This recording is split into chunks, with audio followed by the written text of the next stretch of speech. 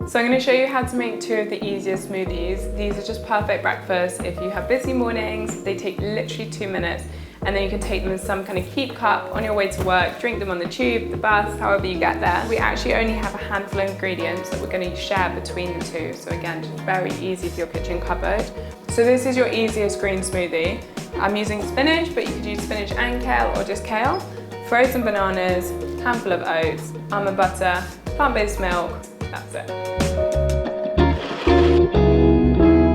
And when I'm feeling a little bit tired and need to pick me up, my go-to is frozen banana, oats, peanut butter, a shot of espresso, and oat milk or coconut milk or almond milk.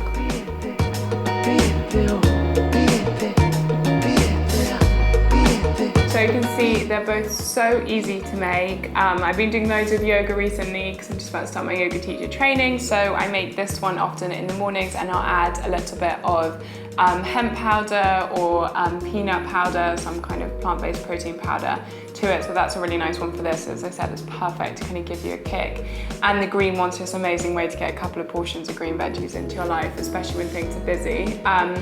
And in terms of just a little tip and trick, when you're freezing your bananas, make sure you let them ripen first because that makes them so much sweeter, which is perfect in a smoothie. And then second of all, chop them up before you freeze them because your blender may not thank you for trying to blend an entire frozen banana.